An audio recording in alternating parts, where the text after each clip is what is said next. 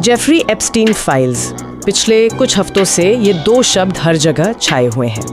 अमेरिकी सरकार ने लाखों दस्तावेज जारी किए हैं और उनमें दुनिया के बड़े बड़े लोगों के नाम हैं। चारों तरफ बस नामों की एक लिस्ट है और बहुत शोर है। और इसी शोर में अक्सर जो सबसे जरूरी चीज है वो खो जाती है, संदर्भ यानी कॉन्टेक्स्ट। आज हम यही करने वाले हैं। हमारे पास जो स्रोत हैं उनके जरिए हम इस पूरे शोर शराबे से थोड़ा हटकर सिर्फ उन भारतीय नामों पर फोकस करेंगे और ये समझने की कोशिश करेंगे कि ये नाम वहाँ आखिर कर क्या रहे हैं। बिल्कुल। हमारा मिशन साफ है। ये रिश्ते किस तरह के थे? क्या ये व्यापार से जुड़े थे, कूटनीति का हिस्सा थे या सिर्फ एक इत्तेफाक? तो चलिए इन दस्तावेजों की परतों को एक एक करके खोलते हैं। लेकिन शुरू करने से पहले एक बार जल्दी से ये समझ लेते हैं कि ये पूरा मामला है क्या। जेफरी एप्स्टीन था कौन? देखिए, जेफरी एप्स्टीन एक बहुत अमीर अमेरिकी फाइनेंसर था जिस पर नाबालिग लड़कियों की तस्करी और यौन शोषण के बेहद संगीन आरोप लगे और वो दोषी भी पाया गया। और 2019 में उसने जेल में आत्महत्या कर ली थी, है ना? हाँ, जब उस पर एक बड़ा मुकदमा चलने वाला था तो उसने जेल में ही आत्महत्या कर ली। ये जो फाइलें हैं ये FBI और दूसरी एजेंसियों की जांच के दौरान इकट्ठे किए गए लाखों दस्तावेज, ईमेल, तस्वीरें और रिकॉर्ड्स हैं। तो ये सिर्फ एक अपराधी की कहानी नहीं है बल्कि उसके पूरे नेटवर्क की है। इन फाइलों से हमें उस नेटवर्क के बारे में ऐसा क्या पता चलता है जो शायद हम पहले नहीं जानते थे। ये फाइलें उस नेटवर्क के विशाल पैमाने को दिखाती हैं। मतलब इसमें राजनेता, अरबपति, शाही परिवारों के लोग, वैज्ञानिक और हॉलीवुड की हस्तियां तक शामिल थीं। और उसकी एक साथी थी घिस्लिन मैक्सवेल, उसे भी तो सजा हुई है। हाँ, उसे लड़कियों को फंसाने और तस्करी में मदद करने के लिए 20 साल की जेल हुई है। ये दस्तावेज उसी नेटवर्क के ताने बाने को उजागर करते हैं जो नवंबर 2025 में एप्स्टीन फाइल्स ट्रांसपेरेंसी एक्ट के तहत पब्लिक किए गए। ठीक है, तो अब तस्वीर साफ है। चलिए भारत से जुड़े सबसे बड़े और सबसे उलझे हुए कनेक्शन पर आते हैं। उद्योगपति अनिल अंबानी। स्रोतों के मुताबिक उनकी और एप्स्टीन की जान पहचान 2017 में हुई थी। हाँ, एक इमिराती कारोबारी सुल्तान बिन सुलेहियम ने करवाई थी। और जो शुरुआती बातचीत के मैसेज मिले हैं वो काफी औपचारिक हैं। अंबानी ने लिखा, आपसे मिलकर अच्छा लगा, आपसे बहुत कुछ सीखने को मिलेगा। मतलब सब कुछ बहुत दोस्ताना लगता है, जैसे दो बड़े कारोबारी मिल रहे हों। बिल्कुल। लेकिन ये दोस्ती यारी की बातें बहुत जल्दी ही अपना रुख बदल लेती हैं। अच्छा, तो इस बात को थोड़ा और गहराई से समझते हैं। ये बातचीत औपचारिक मुलाकातों से सीधे रक्षा सौदों पर कैसे पहुंच गई? बहुत तेजी से। एप्स्टीन ने अंबानी का संपर्क इजराइल के पूर्व प्रधानमंत्री और रक्षा मंत्री एहूद बराक से करवाया और यहाँ पर समय बहुत मायने रखता है। अच्छा। ये ठीक उस दौर में हो रहा था जब अंबानी की कंपनी रिलायंस डिफेंस फ्रांस की कंपनी डसॉल्ट के साथ रफाल सौदे जैसे बड़े प्रोजेक्ट्स में शामिल थी। बिल्कुल। तो ये साफ है कि फोकस बहुत जल्दी बिजनेस और खासकर डिफेंस बिजनेस पर आ गया था। और ये सिर्फ कंपनियों के बीच की डील तक ही सीमित नहीं रहा। दस्तावेज बताते हैं कि अंबानी ने 2017 में ट्रंप प्रशासन के साथ भारत के रिश्ते बेहतर करने के लिए एप्स्टीन से एक तरह से सलाह मांगी। और यहीं पर एप्स्टीन का असली किरदार सामने आता है। उसने जो जवाब दिया वो उसकी पूरी दुनिया को एक लाइन में समझा देता है। उसने लिखा, दिलचस्प, याद रखें आप देने के लिए क्या तैयार हैं, कोई विचारधारा नहीं, लेन देन। वाह, कोई विचारधारा नहीं, सिर्फ लेन देन। ये एक लाइन तो सत्ता के गलियारों की पूरी कहानी कह देती है ना? सही बात है।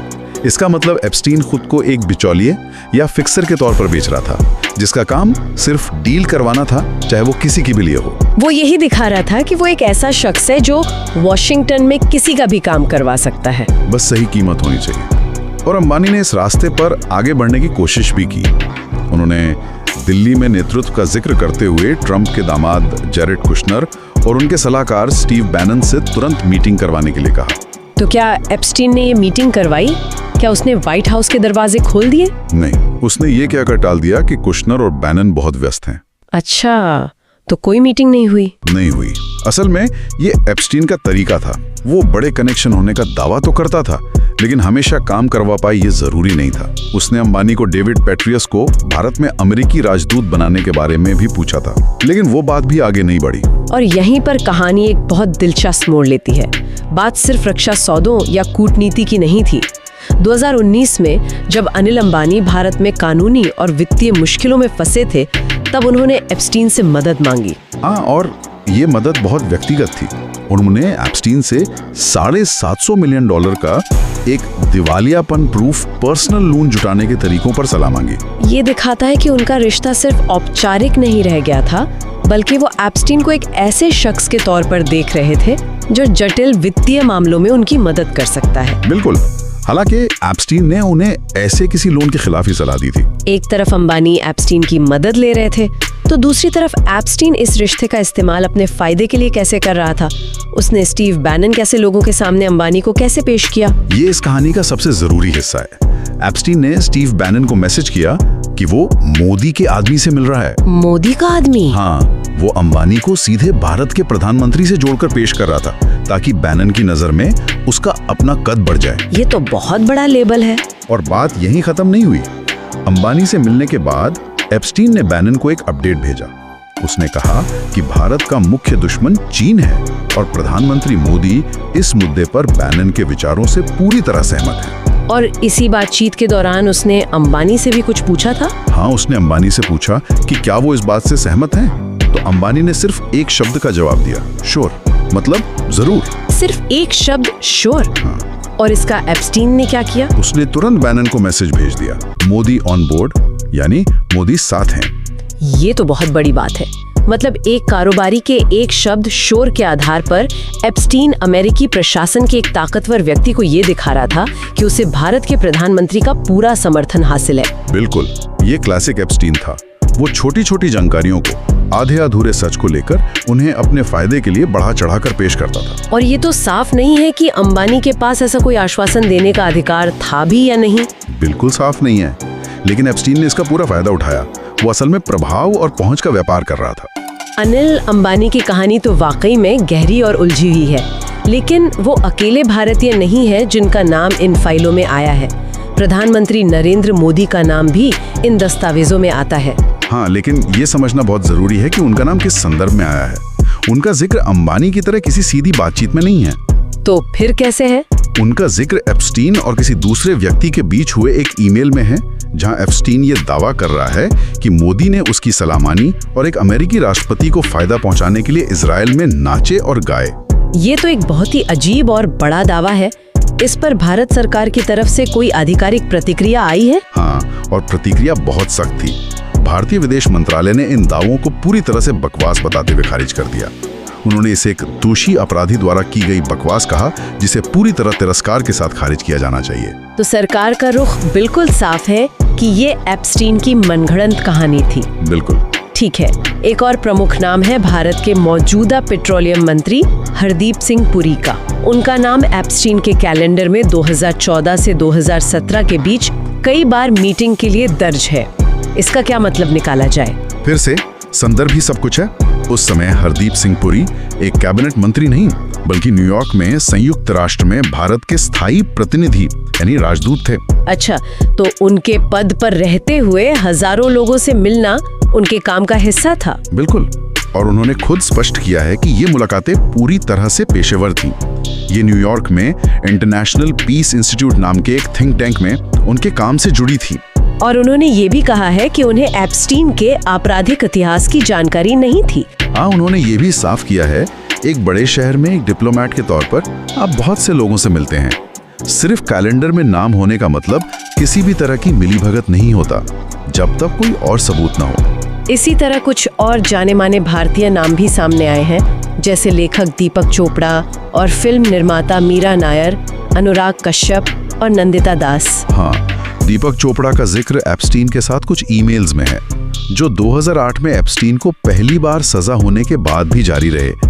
वहीं मीरा नायर, अनुराग कश्यप और नंदिता दास जैसे फिल्मकारों के नाम किसी सामाजिक कार्यक्रम के मेहमानों की लिस्ट या किसी ईमेल चेन में आए हैं। मतलब जहां एप्स्टीन का भी जिक्र था या वो भी आमंत्रित था। हाँ, लेकिन स्रोतों में ऐसा कोई संकेत नहीं है कि उनका एप्स्टीन से कोई सीधा व्यक्तिगत संबंध था या वो किसी भी गलत काम में शामिल थे। तो ये ऐसा हो सकता है जैसे किसी बड़ी पार्टी की गेस्ट लिस्ट में सैकड़ों नाम हो और उनमें से 2 लोग एक दूसरे को जानते भी ना हो। बिल्कुल, डिजिटल रिकॉर्ड्स में इस तरह से नाम आना बहुत आम है। ये सीधे तौर पर किसी भी तरह के रिश्ते को साबित नहीं करता। और ये हमें उस हिस्से पर लाता है जो सोशल मीडिया पर सबसे ज्यादा वायरल हुआ, बॉलीवुड का कनेक्शन। ये दावा किया गया कि शाहरुख खान और अमिताभ बच्चन के नाम भी इन फाइलों में है। इन दावों में कितनी सच्चाई है? ये डिजिटल युग में गलत जानकारी कैसे आग की तरह फैलती है, उसका एक सटीक उदाहरण है। स्रोतों की पड़ताल करने पर पता चलता है कि यह दावा पूरी तरह से एक डिजिटल गलतफहमी पर आधारित है। तो फिर शाहरुख खान का नाम आया कैसे? अगर फाइल में है तो क्यों है? उनका नाम एप्स्टीन के रिकॉर्ड में सेव एक क्वोरा डाइजेस्ट ईमेल में मिला। क्वोरा एक सवाल जवाब वाली वेबसाइट है और ये उसका एक न्यूज़लेटर जैसा था। और उस ईमेल में क्या था? उस ईमेल में फिटनेस और सिक्स पैक एप्स को लेकर एक चर्चा हो रही थी, जिसमें किसी ने शाहरुख खान का उदाहरण दिया था। इसका एप्स्टीन के अपराधों या उसके नेटवर्क से दूर दूर तक कोई लेना देना नहीं है। और अमिताभ बच्चन का नाम? उनका नाम भी ऐसे ही एक असंबंधित दस्तावेज में मिला। ये एक फॉरवर्ड किया गया ईमेल था, जिसमें संयुक्त राष्ट्र के सद्भावना राजदूतों की एक पब्लिक लिस्ट थी। उस लिस्ट में यूनिसेफ के एम्बेसडर के तौर पर उनका नाम शामिल था। बस। तो इसका मतलब इन दोनों बड़े अभिनेताओं का एप्स्टीन के किसी भी आपराधिक काम से कोई लेना देना नहीं है। उनके नाम सिर्फ डिजिटल कचरे में असंबंधित रिकॉर्ड्स में पाए गए, जिन्हें संदर्भ से बाहर निकालकर वायरल कर दिया गया। आपने बिल्कुल सही शब्द इस्तेमाल किया, संदर्भ से बाहर निकालकर। ये पूरा मामला ही संदर्भ का है। सिर्फ नाम मिल गया कहना काफी नहीं है, नाम किस संदर्भ में मिला ये जानना सबसे जरूरी है। ये एक बहुत दिलचस्प बात है। जब हम इन फाइलों पर हुई वैश्विक प्रतिक्रिया को देखते हैं तो एक बड़ा अंतर नजर आता है। यूरोप में तो इन नामों के सामने आने के बाद राजनीतिक भूचाल आ गया। हाँ, वहाँ बहुत बड़ा असर हुआ। ब्रिटेन में पीटर मेंडलसन को एक अहम पद से बर्खास्त कर दिया गया। नॉर्वे, स्वीडन और स्लोवाकिया जैसे देशों में भी वरिष्ठ अधिकारियों और नेताओं को इस्तीफे देने पड़े। ऐसा क्यों? वहाँ एप्स्टीन के साथ किसी भी तरह का संबंध, खासकर उसकी 2008 की सजा के बाद, एक गंभीर नैतिक और राजनीतिक चूक माना गया। लेकिन अमेरिका में, जहाँ एप्स्टीन का पूरा साम्राज्य था, वहाँ प्रतिक्रिया उतनी तीखी क्यों नहीं रही? पूर्व राष्ट्रपति बिल क्लिंटन और डोनाल्ड ट्रंप जैसे लोगों के नाम बार बार आते हैं, लेकिन वैसा भूचाल नहीं आया जैसा यूरोप में आया। ये एक बहुत बड़ा सवाल है। एक तो ये कि अमेरिका में एप्स्टीन के हाई प्रोफाइल दोस्त जैसे क्लिंटन और ट्रंप, उनके संबंध पहले से ही पब्लिक डोमेन में थे। ये कोई नई जानकारी नहीं थी। दूसरा, शायद अमेरिका का राजनीतिक माहौल इतना ध्रुवीकृत है कि ऐसे खुलासे किसी एक पक्ष तो ज्यादा नुकसान नहीं पहुंचाते। या ये भी हो सकता है कि वहाँ के राजनीतिक मानक अलग हैं, या फिर एप्स्टीन के अमेरिकी कनेक्शंस इतने ज्यादा शक्तिशाली थे कि उन्हें कोई छू नहीं पाया। ये भी एक संभावना है। यूरोप के मुकाबले अमेरिका में शायद लोगों ने इसे अमीरों और ताकतवर लोगों की एक और कहानी के तौर पर देखा, जिसे लेकर वो पहले से ही बहुत निराश हैं, जबकि यूरोप के कुछ देशों में इसे ज्यादा गंभीरता से लिया गया। वजह जो भी हो, ये अंतर साफ दिखाई देता है। तो ये सारी पड़ताल हमें कहाँ लाके खड़ा करती है? जब हम इन सभी भारतीय नामों और उनके संदर्भों को एक साथ देखते हैं तो क्या तस्वीर उभरती है? तस्वीर ये उभरती है कि एप्स्टीन का जाल वाकई में दुनिया भर में फैला था और भारत भी उससे अछूता नहीं था। लेकिन हर धागा एक जैसा नहीं है। हाँ, एक तरफ अनिल अंबानी के साथ एक गहरा लेन देन पर आधारित रिश्ता दिखता है, जिसमें व्यापार, कूटनीति और व्यक्तिगत वित्तीय सलाह तक शामिल है। वो एक सक्रिय भागीदार लगते हैं। तो दूसरी तरफ हरदीप सिंह पुरी जैसे लोग हैं जिनकी मुलाकातें उनके पेशेवर काम का हिस्सा थी। और फिर बॉलीवुड सितारों के नाम हैं जो महज एक डिजिटल फुटप्रिंट की तरह है, जिनका मामले से कोई लेना देना ही नहीं है। बिल्कुल, आप हर नाम को एक ही तराजू में नहीं तौल सकते।